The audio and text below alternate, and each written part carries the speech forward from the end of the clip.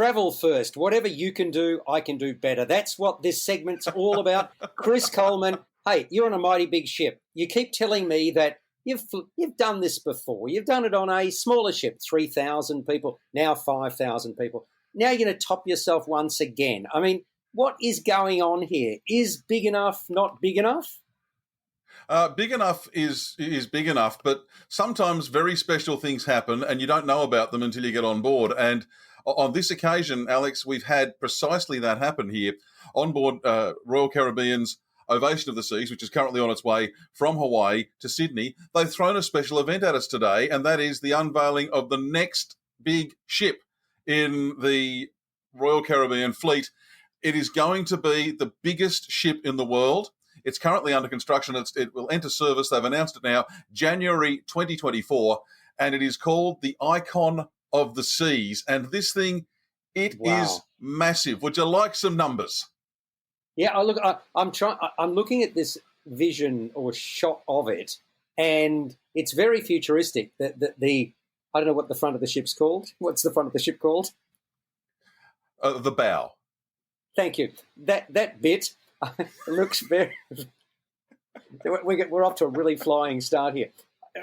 What does what does a ship like this cost to build? That's the most important thing from my point of view. I mean, as somebody who asks for a little bit of money here and there, we must be talking $100 million or something. I have no idea. It's going to be a lot of money. I think the number will come in at the end of the construction. That's the thing. This thing's still being built. It's being built in Norway. So when it's finalised, I'm sure they'll say how much it's cost.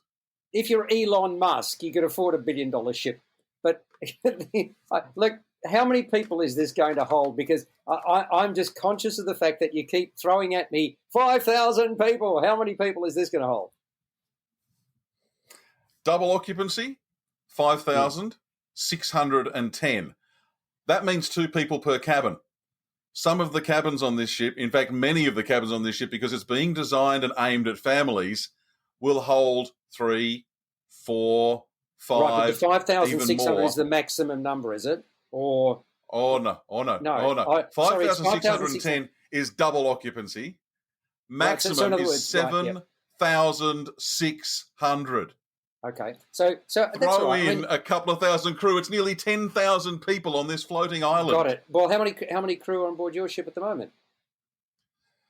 There's about 1,300, I think. All right, so we're I haven't counted them all yet. But that's all right. We're up to 6,300 now. So previously it was a 3,000, right? So let's say there were 1,000 crew on that. So you've gone from 4,000 to 6,003, and now you're going up to 10,000. Fantastic. Now, I presume they're going to throw at us numerous things like swimming pools and nightclubs and jungle gyms and all of that stuff, yeah?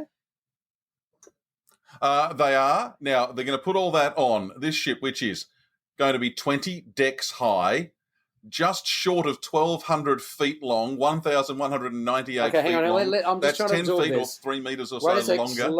Slow down. 20 decks, okay? So how many decks are on your current ship? Currently we have 16. So this thing is taller. Okay, so it's taller. Don't ask me the comparison in feet. We're 348 meters on this ship. That's fine. The length of the ship is 1.2 kilometres. Is that what you're telling me? No. We're 348 metres on this one, and the Icon of the Seas will be 1,198, and I'm rapidly pulling the calculator out before your very eyes. 1198 divided by 3.3. Yeah, that's 1.2 kilometres. Is 363 metres. Oh, no. It's the other. Goes the other way. No, it goes the other way. 1.2 kilometres would be would be an island. Yeah, 363 or so meters long. It's going to come in at 250,000 gross tons, and yes, it's going to have plenty of things on board. I'm not sure what that means. Oh wow! Oh my God! That's a whirly-gig thing in green and pink, and oh wow! That looks like a theme park and a half. Wow! I love it. That is Thrill Island. That is the Category 6. It is called. That is the largest water park at sea. It will have 6 water slides, including a family raft slide, so you can ride more than one person at a time. And for those who can see us, with the little arrow. That is Mm-hmm. part of it there. So a family can ride together on that one. It will also have the first open free fall slide and the tallest slide at sea, starting up there on deck 20 and finishing somewhere further down the ship. So It that is is one impressive. of No the things question that's about going to be on board. that. Is swimming pools. How many of them? Swimming pools, I think it's 7. It will include the largest pool at sea, which I don't have a Well, picture the of, largest. No. unfortunately. But Hang on. I don't buy this. The largest pool at sea is the water all around you. That's the largest pool at sea. You are at sea. There is a water all around you. That's the largest pool, isn't it? no, Let's get that is the technical largest here. pool at sea. Okay. No. This is the pool. That is the sea. Yes. There's a very big difference. That Yes. sharks, fish, things that will eat you. This full of people, adjacent to bars where you can buy things to eat and drink. So that's part of the chill island. The bars are. I mean, I've been to places where you can swim around bars, so that's going to be similar to this sort of thing, isn't it?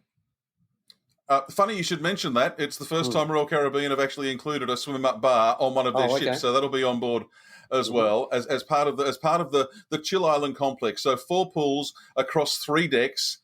There's also going to be an infinity edge pool, which I think is that's great. I love those here. Mm-hmm. Yep. So you'll have that, and then if you love those, you'll love this. You'll love this, which is part of the Hideaway. Now that is a suspended infinity pool. So that is up in the upper decks. And people can walk around underneath it. You can swim to the edge and look down over the edge. But that is also an infinity pool there. Artist projection, of course, of what it's going to look like at a sunset there.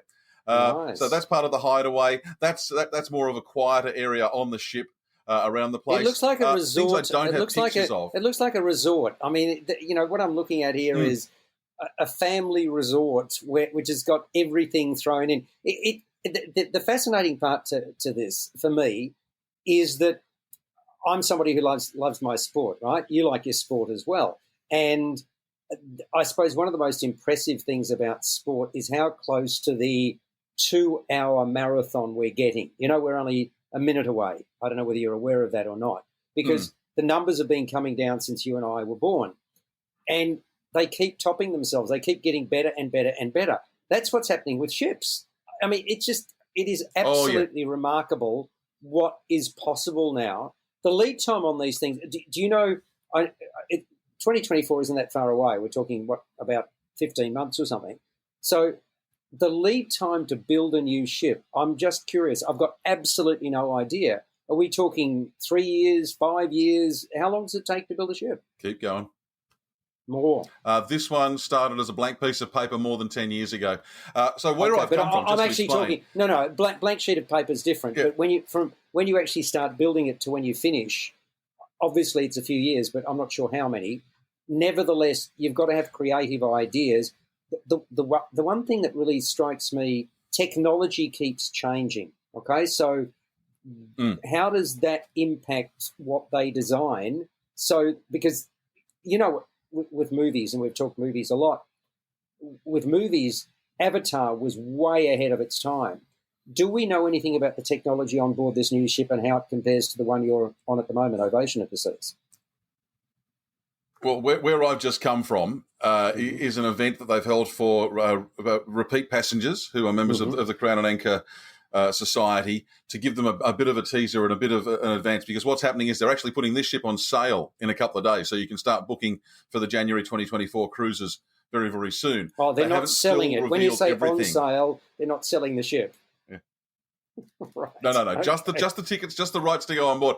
Now, they have given some of the details in there. There's going to be massive robot arms as part of the entertainment. There is going to be in the Aquadome, and this is the last picture I've been able to glean here, because I've literally come straight from that event. It finished no more than 20 minutes ago, and I've come straight to do this. Wow, that looks like a discotheque. Hastily scheduled thing. Yeah.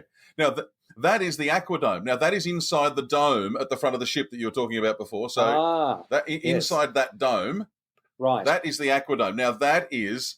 it's an oasis by day, so you can laze around by the pool and sit by a bar or jump into a spa and relax during the day.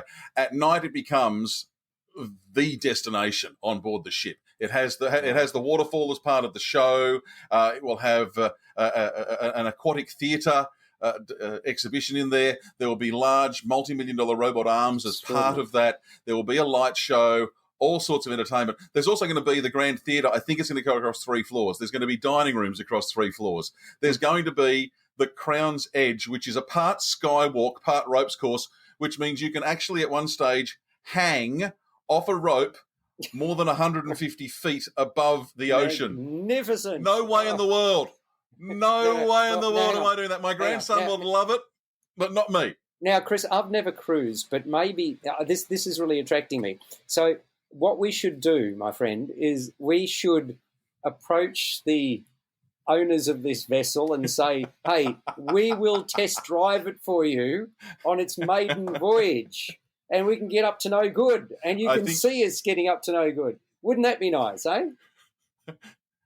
I could send you out on the Crown's Edge. I could actually send you out and watch as you walk out, attached to a harness, and the floor falls away underneath you, and suddenly you're left hanging there. I think there's merit to this proposal. I will get in touch with my people at Royal Caribbean and see what I can come up with. Is there anything else I need to talk to you about? Oh, yes. Look, what I need to say, Alex, is this is going to be a game changer for the cruise ship industry. What this is going to be is it is turning the ship into the destination. So, Chris, the $64 million question, that's not enough. $6.4 billion question, call it what you will. I'm so excited. So many people are going to be looking at this and saying, oh, my golly, get me on board. When can you book on this new vessel? When? You'll be able to start booking in the next few days. If you're a Crown and Anchor member, I think it's the 24th of October. For the rest of the world, I think it's the 25th of October. If not, it's within a day or two of those dates. So you can book onto this thing for its maiden voyage, which will be January 2024, or later. From where to where? Where's the maiden voyage from and to? Initially going to be based in that's a change. It was originally going to be based out of Southampton, but is now going to be based in Miami, and is going to go. It'll do an Eastern Caribbean itinerary and then a Western Caribbean itinerary, which will also include, just for good measure, a day trip to an island that the Royal Caribbean Company own as well, the Perfect Day at Coco Cay in the Bahamas. So it'll take you out into the Caribbean and come back, week-long, roughly, itineraries, and I imagine it won't be too long before they start bringing it to other parts of the world as well. But, Alex, it is going to be the thing. And I'm not sure if we were on the line before or not when I was saying this, but the big thing about this ship is it's turning the ship into the destination. In the end, it's going to be ships like this that change the game in cruising, where it doesn't matter where you're going, because the ship itself is basically a floating resort at sea with everything you need from a holiday on board, with maybe a few destinations. Well, that's what I was saying. It is a resort. That's exactly what I was saying. It is a resort in and of itself, and that's how cruising is changing. So you kind of, as much as you want to go and see other things outside, and I fully concur that that's a brilliant thing to do, and that's part and parcel of the cruise experience, there is so much to do on board that you're never going to run out of things to do, especially if you're only on there for a week, right? I mean, you know, it's amazing how excited, because I've done tours of smaller ships, and yeah, there are things to do, and there's the library and all those sorts of things. But after a few hours, you've explored all there is to explore. I don't know how long it would take to just see everything, let alone experience it, do it, you know? Well, I'm on day 12 of my trip on Ovation of the Seas, and there's still stuff that I haven't seen on board here yet. A ship like Icon, I suspect 1 week is not going to be enough. And it's going to become a repeat destination for many people. I might sneak down to the next cruise office now and just find out a little bit more about when I can book and what I can book and what the rooms are going to be like. And down the track, Alex, when I'm not at sea, we might talk a bit more about what's on offer, because I'm very excited about this one. This one's really going to be a game changer. No problem. Put in a good word for me, because, you know,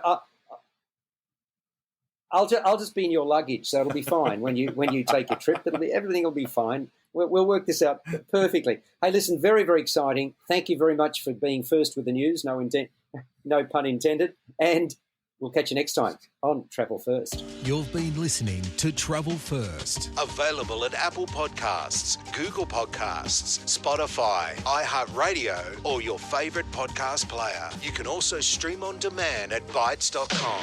This has been another quality podcast production from Bytes.com.